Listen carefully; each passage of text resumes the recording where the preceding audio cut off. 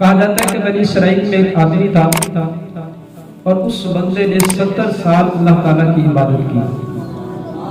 70 سال اللہ کی عبادت کرتا رہا۔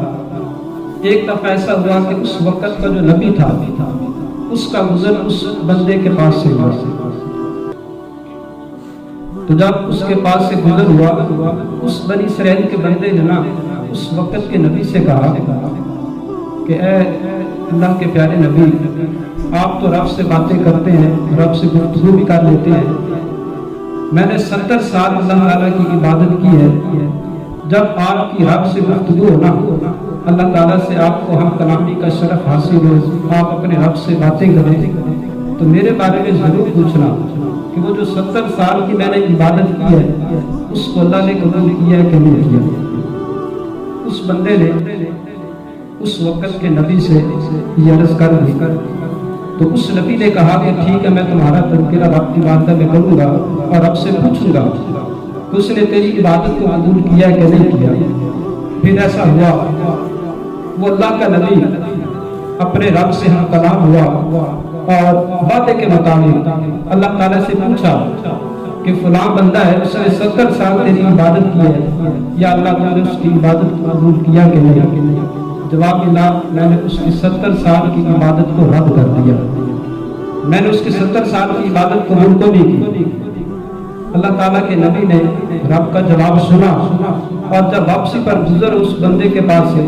اس نے پوچھا کہ اللہ کے نبی، رب سے آپ نے میرا تذکرہ کیا کہ نہیں، میرے بارے میں پوچھا کہ نہیں؟ تو اللہ تعالیٰ کے نبی نے کہا کہ میں نے تیرے بارے میں پوچھا تھا، اور اللہ تعالیٰ کی طرف سے جواب ملا،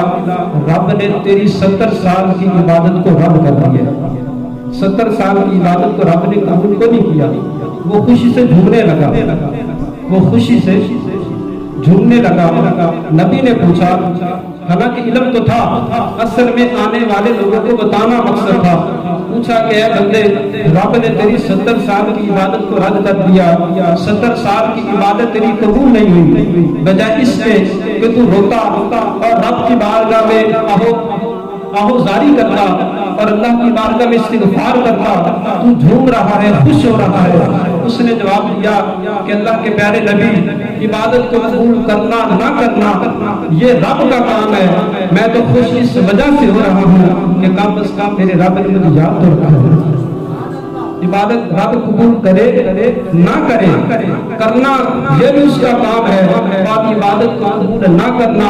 یہ بھی اس کا کام ہے۔ اگر اس نے قبول کیا تو پھر بھی ٹھیک، اگر اس نے قبول نہیں کیا تو پھر بھی ٹھیک، مجھے دونوں چیزیں منظور ہیں، میں تو خوش اس وجہ سے ہو رہا ہوں کہ کم از کم میرے رب نے مجھے یاد تو رکھا ہے۔